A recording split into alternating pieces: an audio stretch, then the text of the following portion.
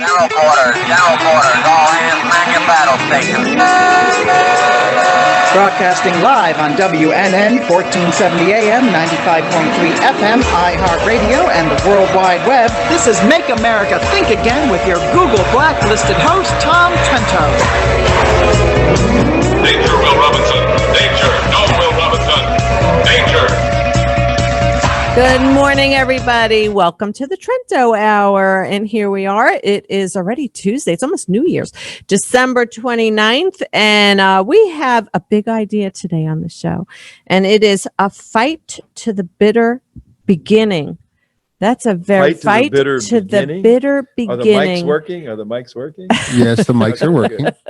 We did a little production in the studio last night and changed things around, but it's working today. Fight to the bitter beginning. It's thought provoking. Isn't it fight to the bitter end? No, it's fight to the bitter beginning because we have news. Because we're starting new times. There's new days. There's new challenges. Yeah, and things that our country has not, we in our lifetime have not addressed. So that's what the new beginning is. Do you want to switch mics? Oh.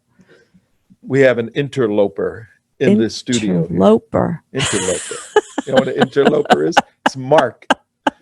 Mark, come on screen. Yeah, come here. Come say hello. This is our last week. Come and say hello. For those listeners that aren't aware, we don't have any more money. We have been asking for money. We've actually been pleading for money.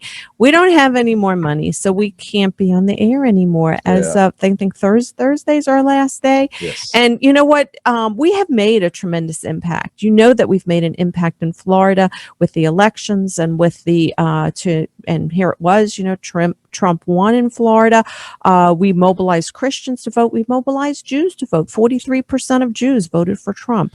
And what we're doing is saying, oh, yeah, vote for Trump because of these reasons, which we gave, and also to ensure that we maintain our freedoms and the Constitution, and that everything that we fought for capitalism throughout the generations will be retained. Because this right now, it's still up for grabs for the country as to who our next president will be, but and also what will occur in Georgia with the senatorial runoff. This isn't just a simple election as we've had over the years and in the past, Democrat, Republican. This is really a Marxism versus freedom. Really so, and we have relayed that message over and over and over again. We've gotten great mileage here on the radio, and then also through our videos and YouTube and through the UnitedWest.org. So we've made a great impact. So it's not too late if anybody would like to give us a donation so that we can continue to educate, because education gives us power. Education makes it so that we're smart when we go to the voting booths, and not just for voting, but to make sure we're involved with the political process within our state. So, and to reach out to our congressmen and reach out to our senators and have the knowledge and information in order to do so. So we can't just leave it up to them. We can't just say, hey, you go do your job, because they're taking us down a path that's like Venezuela. And that's half of them the are truth. Idiots, basically. Yep. And you know what? A lot of them just go into that position because you know what? They're going to get lifetime pensions right away. They serve one time, they get lifetime pensions. Their kids don't have to pay for college. If we have socialized medicine, they don't have to have the same medicine that we have. So, and they want to open the borders, and so that everybody, is going to be a caste society. Yeah, it's bad. It's very bad. So fight to the bitter beginning.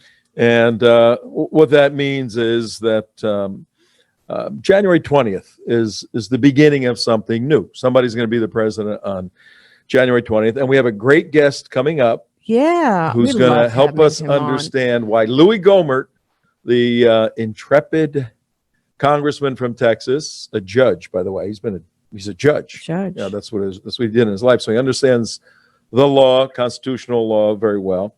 Louie Gohmert filed a lawsuit against his friend, Vice President Mike Pence. The heck is that all about? Right. When you hear that, you're like, okay, is Pence in trouble here? What is going on? What's that all about? Many people in the conservative world, and everybody grasps for any sort of straw that's thrown out there. If somebody says, the Kraken is coming back tomorrow, I get 500 emails. The Kraken is coming back finally. Well, we're down to the Kraken has been Released. been mitigated somewhat. But fighting to the bitter beginning means the beginning on January 20th. If there's a new administration, the Harris-Biden administration, then we're going to fight up to that point. We're going to fight through January 6th. And then there's going to be a new beginning. And the preparation now is to establish the fact that this is a stolen election. Come on. When news agencies and the alt-left, as Louie Gohmert is calling the media today, when they just dismiss Totally. with no investigation, no consideration, no due diligence, data in front of you that says these machines have been compromised. When they just go, oh, yeah, that's fake news. When they say that, you know, something's wrong. So this thing has been stolen. There's a timeline. They're playing, they're running the clock out the other side. They probably will be successful. And does that mean we all just go away? No, of course. Well, maybe not. There's still hope. It hasn't been decided yet. Yeah. We're going to find out from Don Brown, who may have been involved in this Louie Gohmert lawsuit somehow. I don't know, or may know something about it.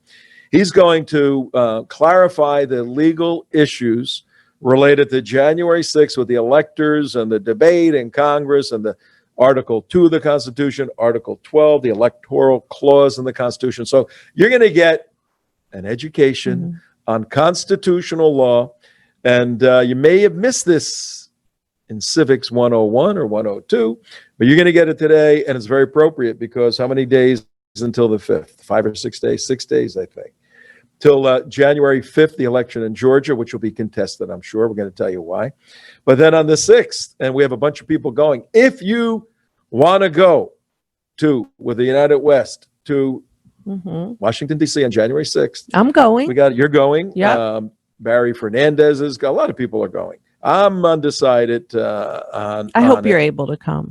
Well, I may have to oversee the damage control here at the United West because of the financial Again, I just want to say, please send us donations so we can continue doing the work, because you know what? You're not going to get news on the media, mainstream media. You're already not getting it. We're already censored. We're already shut down. So, but that what you hear on this show is accurate information. The guests that we have are experts in their fields, and they are giving you we call it the emet, which means in Hebrew, the truth. It's the absolute truth. So, and you know what? Today, you don't know where you do get the truth, or you get a truth that is so far out there to the left or so Marxist that we're able to counter that with a conservative perspective. Yeah, with the truth, the real truth, the true truth, as my philosophy professors used to say. This is the true truth. There's truth that people think is true that is false. That's a whole nice area of study. We'll get into that someday. But here's the deal. Well, there's so much, but we are ending on Thursday of this week, which is the 31st. Unless somebody wants to give us a big donation. We need $25,000. It's been unbelievably successful. We have a 9:00 slot, a premium slot following Steve Kane and Brian Craig, which delivered a large audience, tens of thousands of people. I mean, it's amazing to sit here and ramble on, and you hit so many lives in a strategic time of the day, early in the morning. So it's very regrettable, disappointing. We're all a little bummed out here. But we're professionals. We understand that the operations you do are contingent and dependent upon the donations you receive. And our donors got hit with the Wuhan virus pandemic economic situation, and many of our larger donors, and we have a very, very, very, very, very modest budget. We operate on a shoestring probably budget. $300,000 a year. I mean, minor considered some of these organizations that are 10, 12, $8 million budgets with 40 employees. We punch way above our weight class, and we're very, very good at what we do. And the show has been great. It's a different kind of show than just, people in suits going, well, the news today is reading a teleprompter. We here have Susie and Mark. Mark, we have you. You're here. Are you here? Am I here? There you are. Here. Okay, I'm here. We have Mark. We have Mark. And we have Mary, Savannah Mary, who's not with us today. Yeah, she's busy working away up there. And she's busy. She's very, very busy. Yeah. She'll be back tomorrow. And she's working really hard on the Georgia election and making sure that people understand what's at risk up there with the senatorial runoff. On the Georgia election, the Republicans were shut down. They're initiating lawsuits, preemptive lawsuits, to avoid the illegalities that have occurred in Georgia. The Republicans are initiating lawsuits saying you got 4,000 people on the register here, and we're looking. All these people moved. Mm-hmm. They don't live in Georgia anymore. You have to take them off of the register. And it went to court, and it was heard by a judge. And the judge says, no, not sufficient evidence. They stay on the register. Those people can vote in Georgia. And a judge heard that in Georgia. And who was that judge? Do you know that judge's name? That judge's name was Leslie. Judge Leslie. Leslie Judge what? Leslie. Who was that? Gardner. Judge Leslie. No, Gardner. no, there was another name in there. Judge Leslie Gardner. Abrams. Abrams, the sister of somebody. No, you're confusing Stacey Abrams, the wicked witch of Georgia, and the fraud she has perpetrated. You're confusing. Wait, there's the name. Hold on. Judge Leslie Abrams. Hold on. It says Judge. Sister of Stacey Abrams. Sister of Stacey Abrams. Stacey Abrams. Isn't that a coincidence? And that's in Politico too.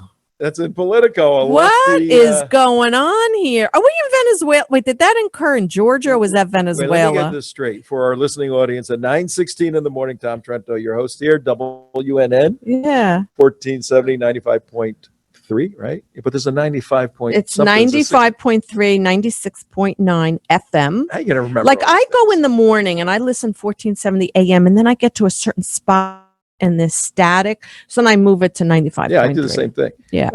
And there's power lines and all this stuff. But we're here today on the 29th, couple of days left in the month.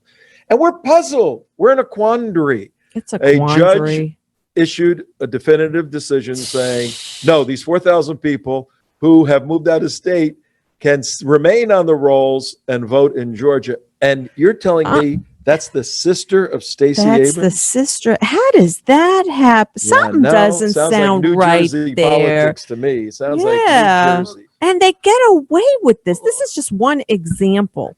Like that is just, it's all in the family. Tom, I don't see the resemblance at all. Oh, there's that's the family. Oh, look at that. They look like Yeah, twins. Which one's Stacy? Which one's a sister?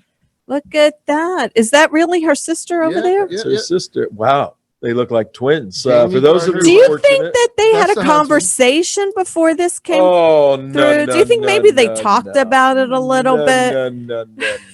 It would be It was dishonest. just, she's doing her. She's a judge that makes important That's decisions. her judicial responsibility to make sure Republicans can't. And the way it's being presented is it's a Republican effort to what's the term they're using, to suppress the black vote. So you got to use the word suppress. Oh, suppress. That's a key word. You got to put black in there because that's the emotive word that makes everybody nervous these days.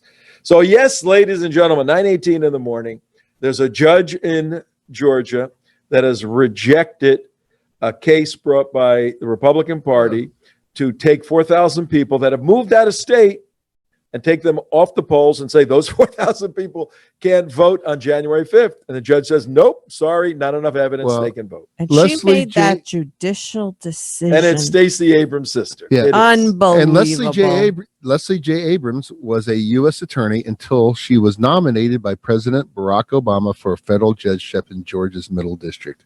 Okay. So she went right. Hold on. Usually it doesn't happen that way. You don't go from like U.S. attorney to a federal judgeship like overnight like that. It's this all goes back She to jumped over positions. This is a Stephen Phillips concoction, if there ever was one. Stephen Phillips being the one who found Barack Obama, brought him to prominence. He's one's behind Stacey Abrams in Georgia, funding her, the guy who's head of Power Pack. We may Plus. even have a conversation between Stephen Phillips and we Stacey. actually do. Oh, we may have that for our listening and viewing audience at 9:19 in the morning. Mark's explaining Stephen Phillips. He's he knows how to operate. He operates in the shadows because he was I think he was a right-wing conservative leader on Stanford. No. 1980s? No. You're right-wing conservative. No. What was he? Left-wing Marxist. A left-wing communist Marxist. Yeah. He actually wrote for a paper out there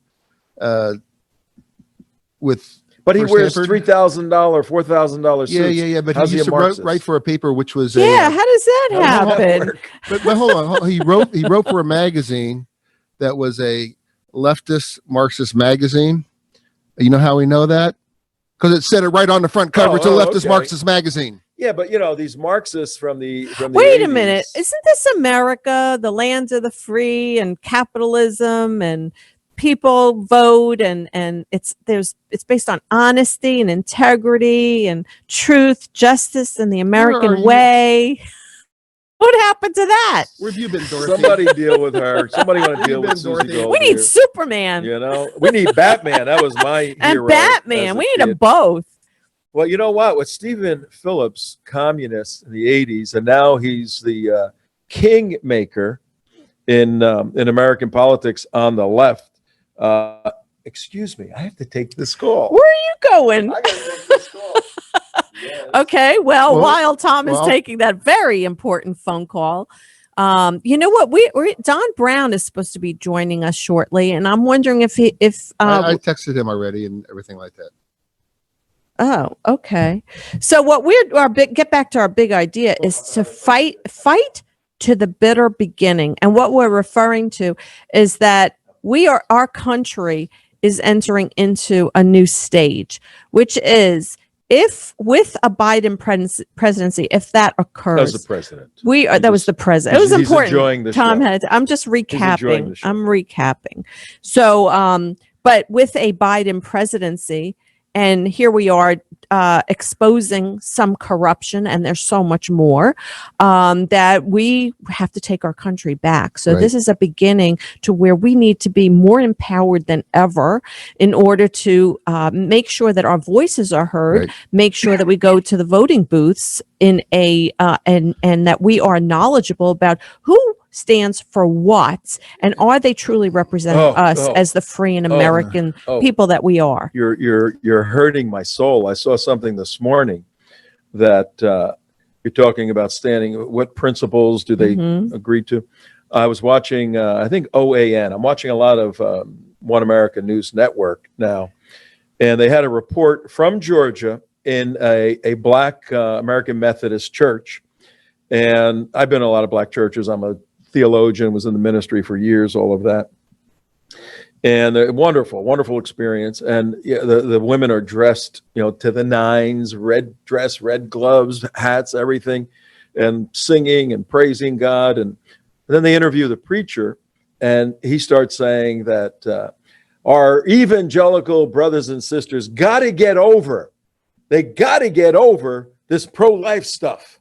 They got to get over that. They got to be for social justice. And I'm going, oh my God, this is it. Well, that's what our friend Trevor was talking about. He wrote a whole The Enemies Within. Enemies Within, and this infiltration. If you're a preacher of the gospel, you have to. In most places, you gotta get an education, and then you have to pass a board. You have to do all this stuff, but ultimately, you're responsible to God for what you're saying, just like a rabbi would be. And here are Black leaders telling a Black congregation that Martin Luther King was wrong when he said, "Don't judge people by the content of their character; judge them by the color of their skin."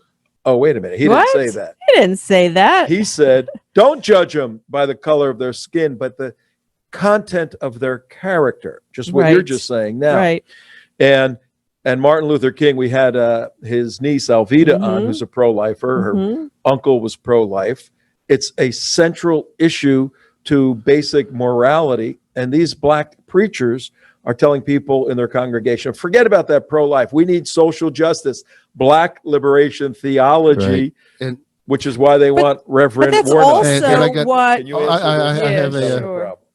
Our guest is having a technical problem. And goes right back to James Cone, who believes, we were talking about this on the show the other night, was that Jesus can't see the big elephant in the room. If you're preaching black liberation theology and your blackness is the first thing that has to go is Jesus being white. Right. You got a problem if you're a black pastor and Jesus is white and you want black liberation theology, you got a big problem. You got a big problem. And you can't have him being the great white martyr. So you have to switch it around. You have to change the philosophy a little bit. So what they did, and I have the clip here, and this is James Cone, the founder of black liberation theology. Let's just let him explain it to you. And then let's hear James Cone. He is the intellectual and theological framework from which Reverend Raphael Warnock preaches. And this guy that I saw this morning was preaching from this framework, which simply says, if Jesus is white, then the white Christians follow a white Jesus. America is bad. There and evil has to be changed. Therefore, Jesus can't really be white. Let's listen to Dr. James Cone. And to do your theology. I wanted to address my blackness, but yet at the same time, I was a Christian. I was born a Christian. I couldn't leave that. That faith was the center of my life. But the way in which that faith had been interpreted in the seminary and also generally in the dominant interpretation of it in America had a white Jesus. But with white theologians, you can get almost anything out of Jesus. So they had reinterpreted Jesus so he looked like them. So I wanted to bring the blackness of my identity together with the faith that I had learned in the church. And it was that brought me to want to interpret the Christian gospel. So, in black theology, which I developed, the blackness in that phrase comes from Malcolm X. So I bring the civil rights movement and the black power movement together in order invents a fake religion to develop a black theology of liberation. A major focus of your work today is the cross and the lynching tree. You're working on a book on that. Right. What does the cross tell us about religion and violence in our culture? Well, I think the cross, the crucifixion of Jesus, was a first century lynching. A lynching. And it was very violent. Convention. In which Jesus was lynched. Was lynched. Well, America has a tradition of lynching. Here's the segue to fake. In which America lynched more than 5,000 black people in this land. The Christian church said very little about it. It was very violent lynching.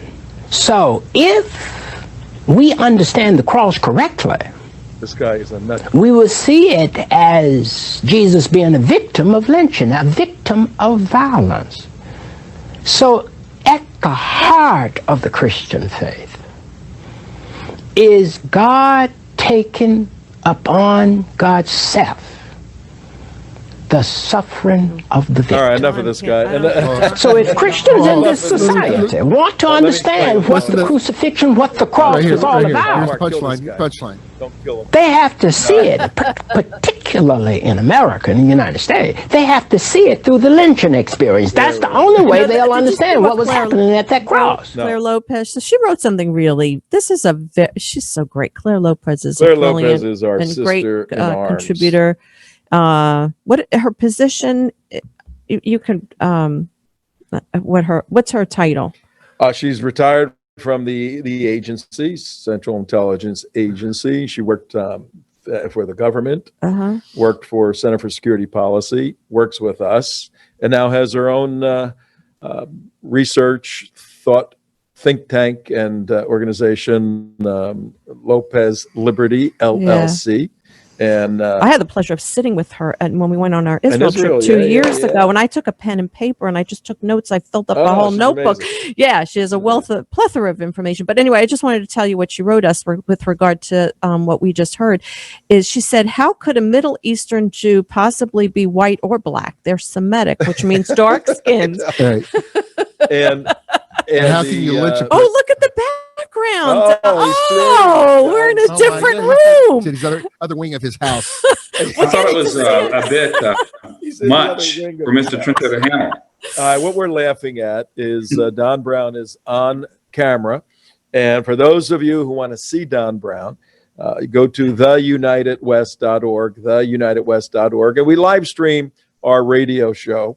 And we just saw Dr. James Cone talking. Let me just sum Dr. James Cone up. Jesus is a Jew. Jewish people are Semites. They're like my skin. You know, this color. You're dark. And that's Olive reality. skin. Yeah. To make him black and then equate the crucifixion to lynching is just simply the skill that some of these charlatans have in confusing the congregants to follow their black liberation theology. And truthfully, black liberation theology up until recently was just passé. You know, the radicals believed in it and a few people here and there. It wasn't center stage like it is now. Why? Because the direction of the United States of America rests on this election in Georgia, and we have a black liberation theologian who wants to be a U.S. senator. And what the heck does that mean? Not just a black liberation theologian, but a devout follower of that lunatic. He learned everything he knew. The best teacher ever had. He studied him from all through. His professor talks to him all the time. Gave his eulogy at his funeral 2 years ago. He told him, "I want you, Mr. Warnock, to give my eulogy when I die," and he did. All right, that's James Cone. And now we got Don Brown. Don, how are you? Good to see you again. Hi, Don. Good to see you. And I want you to know I'm renouncing black liberation theology as of today. Based upon Mr. Campbell's insight. Hey, Don, I'm see you all. All right, we're very happy you're renouncing black liberation theology. That's good. I'm going to read a little bit from a press statement that came out from Congressman Louie Gohmert out of the 1st District in Texas. And for our listening audience, 9:32 in the morning, this is huge. Very huge. Louie Gohmert filed a lawsuit as a plaintiff against his friend, the Vice President of the United States, Mike Pence. I'm going to read the opening statement here, and we have somebody that may know a little something about this. Thank goodness. To help Don's going to clarify shed it. some light on this. And this was released yesterday. The lawsuit, I believe, was filed on Sunday. Congressman Louie Gohmert released the following statement in a lawsuit filed against the Vice President, Michael Pence. The 2020 presidential election was one we'd expect to see in a banana republic, not the United States of America. In fact, the rampant fraud and unconstitutional actions that took place were so egregious that 7 contested states, Arizona, Georgia, Michigan, New Mexico, Nevada, Pennsylvania, Wisconsin, all sent dueling slates of electors to Congress. Wow. This puts Vice President Mike Pence in a position where some argue he has to choose between morality and the law. That is not the case, says a constitutional expert, a judge, Representative Louie Gohmert. It is also critical to note that as many formerly in the mainstream media, now the alt-left media, great name for them, continue to say that every court has said there is no evidence of fraud. This is disingenuous, deceitful, and flat out dishonest. The truth is that no court so far has had the morality and courage to allow the evidence of fraud to be introduced in front of it. We continue to hold out hope that there's a federal judge who understands that the fraud that stole this election will mean the end of our republic, and that this suit will ensure, the suit he just filed, that the vice president will only accept electors legitimately and legally elected. There must be an opportunity for a day in court when fraud was this prevalent. And then he goes on, I'll finish it short. It is for this reason that I and other plaintiffs have filed a complaint for expedited, Don's going to explain this to us, expedited declaratory and emergency injunctive relief. Wow, that's a big concept. To seek judgment from the court on the vice president's authority when presiding over the Senate, that's on January 6th, during the joint session of Congress. We're asking the court to uphold the powers that laid out in the United States Constitution which grant the vice president the exclusive authority, this is what's coming under debate, the exclusive authority and sole discretion in determining which electoral votes to count. As outlined in this filing, the Electoral Court Act is an unconstitutional because it directs Vice President Pence to legitimize electoral votes in violation of the Electors Clause, 12th Amendment, and the limits or eliminates the 12th Amendment authority to determine which slates of electors should be counted and which, if any, may not be counted. Don, you got to straighten this out. Yeah. This is a fundamental situation because no statute can constitutionally supply rules to the extent that such statute violates the U.S. Constitution. And Louie, in his inimitable way, says, thanks to the spineless politicians, Love Louie, corrupt state officials, and a coordinated effort to undermine the will of the American people, at least 75 million, in favor of business as usual in the D.C. swamp, we now find ourselves in a place where a stolen election becomes just another one of the miscarriages of justice this town refuses to remedy. The D.C. elites want to sweep these electoral injustices under the rug, just as they have done with the countless other scandals as the Russian collusion hoax, the Biden-Ukrainian quid pro quo, and the Hillary Clinton's mishandling of classified information, to mention only a few. For the sake of the future of our republic, come January 6th, Vice President Pence must be authorized to uphold the legal votes of millions of Americans and preserve our nation's great experiment in self-government. Don Brown, what going on? What does that mean? Well, you were kind enough to have me on last week, and of course we discussed, this Electoral Count Act of 1877 and also the 12th Amendment. But this, there's been talk about filing this lawsuit because, remember, I gave the example of Richard Nixon having to decide which electors to count from the Hawaii election in 1960.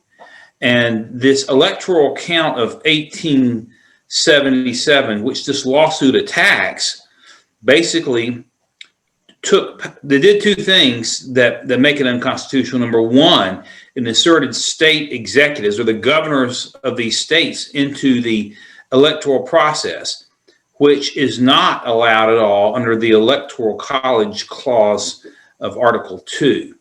And the second thing it did is it put Congress in the position of counting, which also is not allowed under either the Electoral Clause of Article 2 or the Electoral College of Article 2 at all. So it basically it took away power from the vice president to have discretionary decision in the counting of the electors. And when I say the vice president, the language used in the Constitution is the president of the Senate, who is the vice president. Now, this lawsuit has been kicked around, and the idea is if a judge will strike the Electoral College Act of 1877 as being unconstitutional and in violation of both the 12th Amendment and the Electoral Clause, then that might give some political cover to Vice President Pence if he is, so willing, to put his money where his mouth is and to show a spine, unlike some 50 federal judges around the country and other rhino politicians like Mitch McConnell, John Cornyn, Lamar Alexander, and a few others. So that is the purpose. Now, what you may or may not know, well, let me just say this first. Mark. I've been talking to lawyers to put this together, and there's another provision that provides guidance. Right now, as I mentioned last time, we have some ambiguity in the wording of the 12th Amendment and the Electors Clause. The language is the same. Language of the 12th Amendment that's relevant was actually taken from the Electoral College Clause, Article 2, and that is that the vice president shall open the ballots. The vice president shall open, and then the language is, and they shall be counted in the presence of the Congress. It doesn't say the Congress shall count, it says they shall be counted. It doesn't specifically say the vice president shall count. But Tom, I know because you're a constitutional scholar, and so is Mark Campbell, and so is Susie. If you go back to the unanimous consent that was signed on the day the Constitution was adopted, and I pointed this out, But there's more guidance on the vice president's role, and I'm reading it right now. This was signed by George Washington, the unanimous resolution of the Constitutional Convention on September 17, 1887. Here's additional language that George Washington signed on the matter. Quote, that the senators should appoint a president of the Senate for the sole purpose of receiving. Here's the purpose of the president of the Senate, vice president, for the sole purpose of receiving, opening, and counting the votes for president.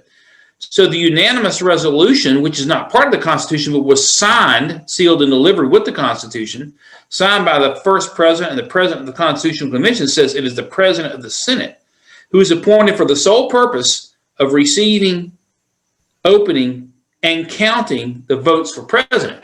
And so the whole idea of the lawsuit is that power was taken away from the vice president in this Electoral Count Act of 1877, and specifically at 3 U.S.C. Section 15.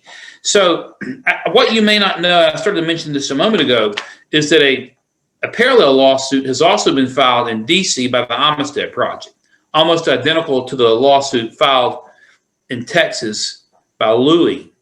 And, we don't know what any judge will do. You can't predict what judges will do.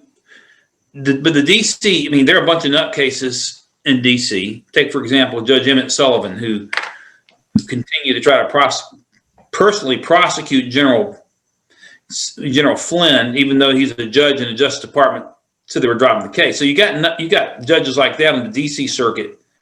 I say the D.C. circuit, that's not the correct term. Within the United States District Court in District of Columbia, we're hoping that in the federal court in Texas, maybe we'll receive a little more favorable treatment, but you never know. But again, if a federal judge says, okay, I agree, this is a usurpation of the vice president's power, usurpation of the 12th Amendment, maybe Mike Pence will be encouraged a little bit that he's got some legal backing to do the right thing. Now, in my opinion, he doesn't need a judge's order to do the right thing. I think he can, the Constitution usurps a federal statute anyway, and he's sworn to the Constitution. He is taking an oath, to the Electoral Count Act. So I don't know if that helps. Well, yeah, it helps, but I gotta ask some defining questions in there.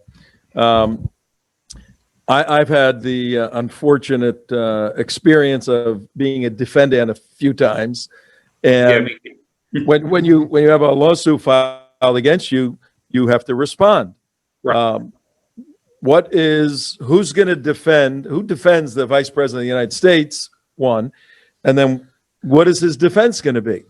Well, those are very good questions. Typically, the Justice Department defends the vice president. When I was a special assistant U.S. attorney in San Diego years ago, I remember one time I went in and Elizabeth Dole got sued. She was Secretary of Transportation. I got to be her lawyer and defended her as the U.S. attorney on the ground. So either it will be the Justice Department directly or a U.S. attorney, assigned maybe in the Eastern District of Texas or wherever they file this. I've got to check the venue on it. But the federal government defends the vice president. Now, so that raises the question, what defense will the vice president raise? Will he argue that, no, he doesn't have the authority? This is a very interesting question because it's unresolved, and I'll be curious to know. Will they say, we agree? Now, if Jeff Sessions were Attorney General, they probably would contest the case. If Bill Barr were still Attorney General, they would probably contest the case. So this new interim Attorney General, we don't know what the marching orders will be. That's the first question. Now, the second question, above and beyond what the vice president's response is going to be, that will be really interesting, is will the Democrat National Committee, will the Biden campaign now intervene on behalf and on the same side of the vice president? Politics makes for strange bedfellows. Oh man, that's also a procedural possibility. It'd be interesting to see how that plays out. Well, they may mount a defense for Vice President Pence. Precisely. Defense. Precisely. So that's entirely possible. They would probably seek to intervene. I'm just playing some mental gymnastics here, based on being in court a few times over the years.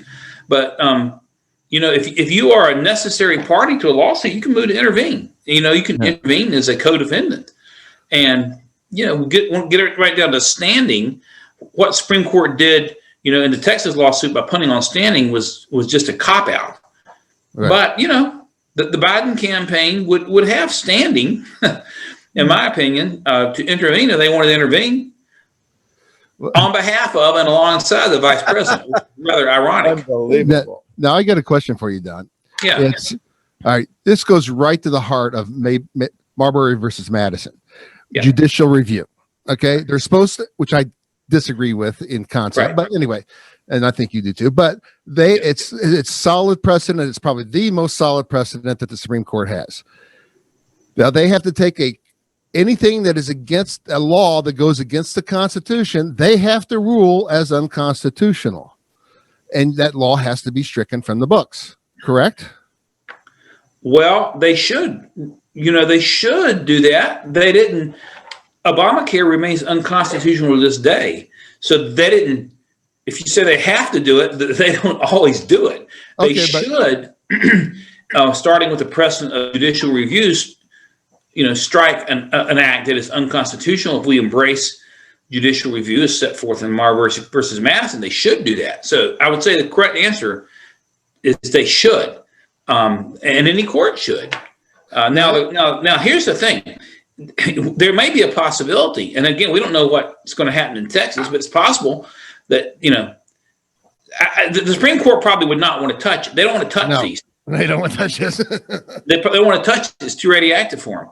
But the brilliance, I suppose, well, what could be tactical brilliance in having the Armistead Project file in D.C. and have Louie filing in Texas, you could have competing decisions from different federal judges. You get an Obama appointee in D.C. that strikes it down and says, "Hey, the vice president's either got plenty of power. I mean, the vice president's got no power to do anything."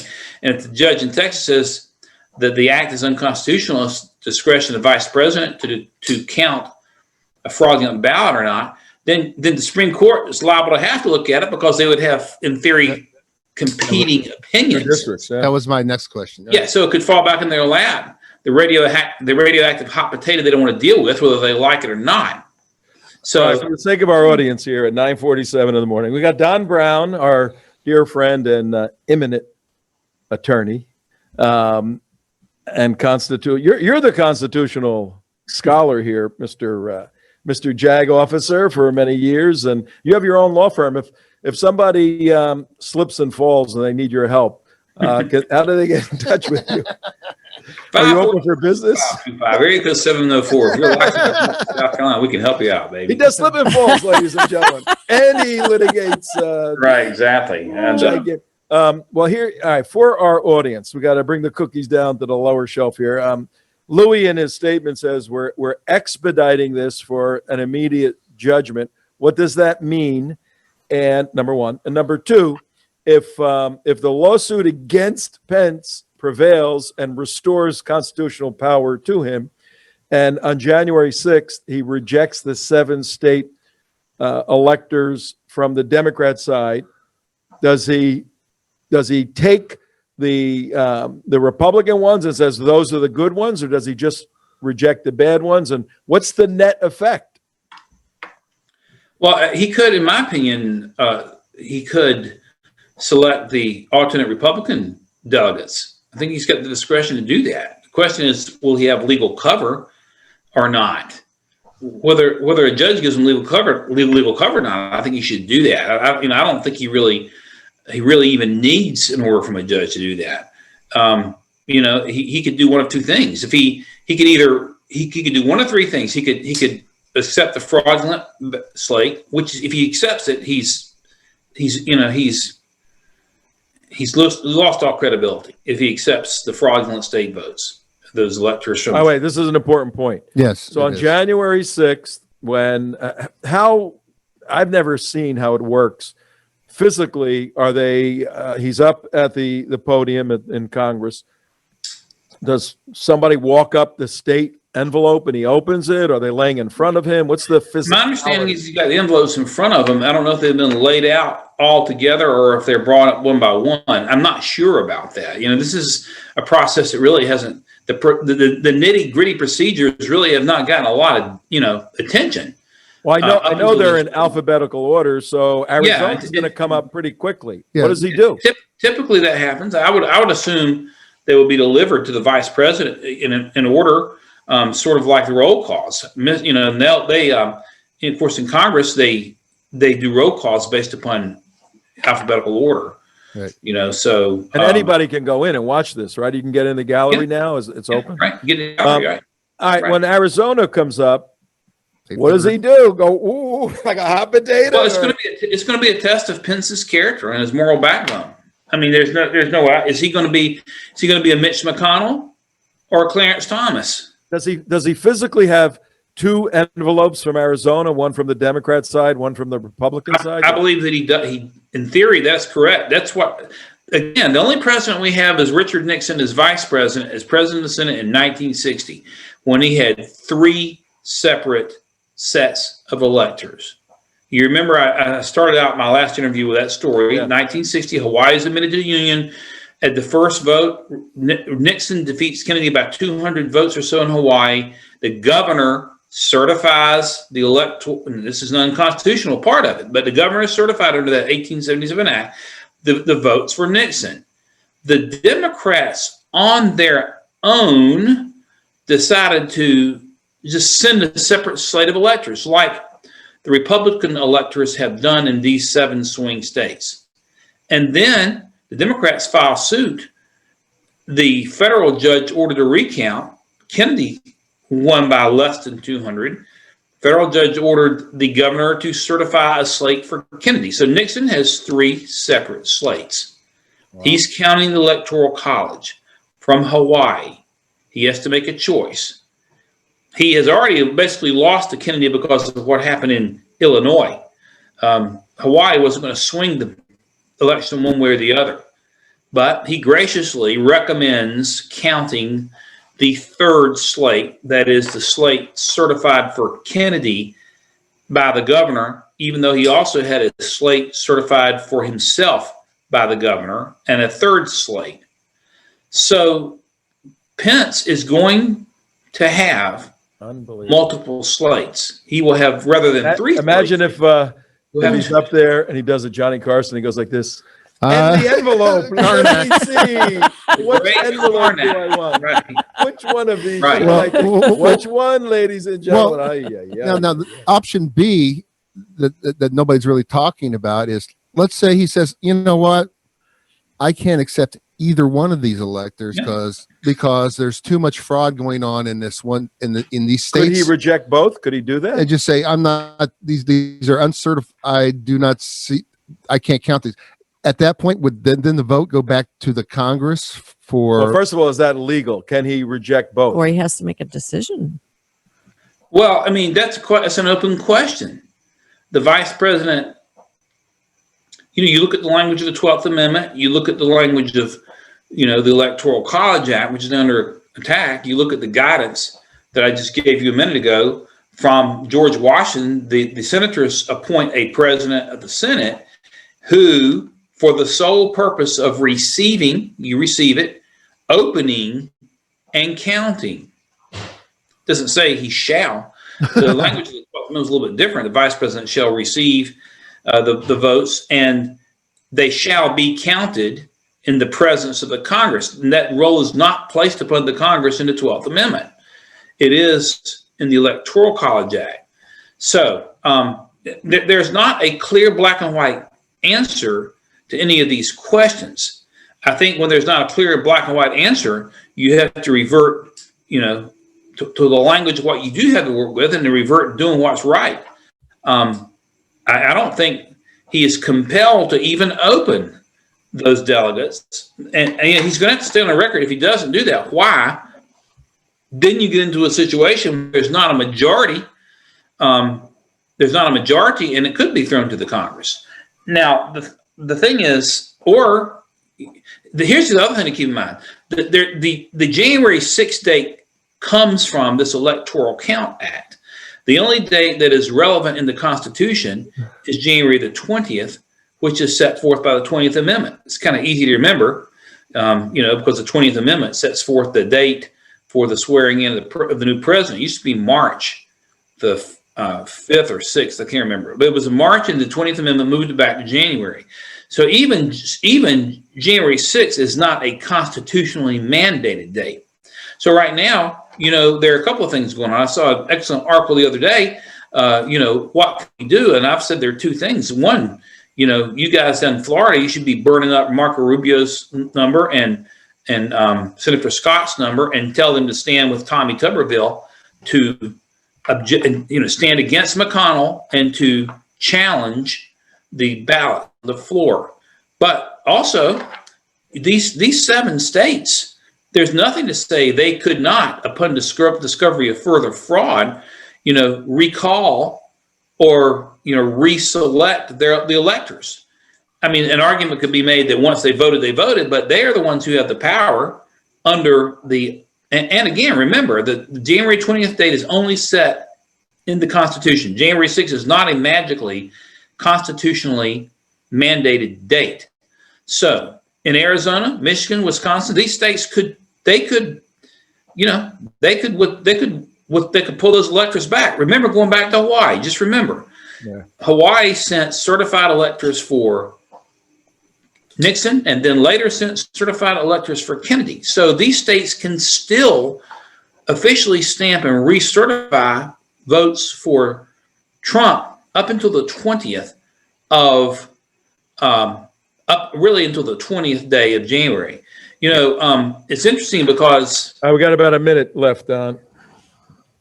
And everyone gets a continuing education certificate For the Don Crown. listening to Signed by Don. in constitutional law. anyway, Look, no matter what happens, it seems inevitable that this is going to get to the Supreme Court. No matter what Pence does, either way, somebody's going to yell and complain. Right. It's going to go up to the Supreme Court somewhere. Pray for Mike Pence. Yeah, what a burden. position to be in. And, He's got a lot Mike, on his shoulders. Hey, Mike, Louie just sued you, by the way. Well, the good news about all this is Mike is a very religious man, and he'll turn to God and ask for guidance, and that's where he needs to go. and I can also say to you, it's not only Louie, but it's the 11 electors in Arizona that are plaintiffs in this case. But I can tell you, because I was involved in this to a degree, we had some electors in some states, who didn't want to sue the vice president. They wanted the outcome, but they were concerned about how it looked politically. And Louie doesn't give a what about how something looks politically if it's the right thing. But we had some electors that were concerned about that only because of the optics. But yeah, I agree. We got to pray for him and pray for him hard. Yeah, but it's actually a lawsuit that helps restore his constitutional authority. Well, yes, what we call a friendly lawsuit. A friendly lawsuit. We file I've friendly never had one of lawsuits those. I never heard of that. Okay, that's a new one. Friendly lawsuit. This is what it is, a friendly lawsuit. You file it against a friend to actually help the friend, even though you're suing them. Okay. We see that all the time. Well, folks, we got to get going, and Don, we're going to stay in touch with you, and see how many friends that Mike Pence actually has here with the friendly lawsuit. Hey, if we don't, we won't see you because Thursday's our last day on the air. Unfortunately, we got to leave. We got to leave right now, but maybe we'll see you before Thursday. Who knows? Right. Come on down, Mark. Have a very, very happy New Year. Yeah, good New Year. We love you, man. Good news to all y'all. Thank you for having me on. Hope to see you soon. See ya. Thank you, Don. Bye-bye. And that's it for us, folks, today. We will be here tomorrow. And Thursday. And Thursday's our last Right. day, unless we have some really great donors We're gonna that help recap us stay on. 2020 on Thursday. How about that? Right. Oh, that's a good Yeah, it'd be idea. fun. All But right, we see need everybody. $25,000. All right. Yeah. What are they going to do? Kick us off the air, Tom? We can That's go as long it. as We say want, yeah. bye-bye.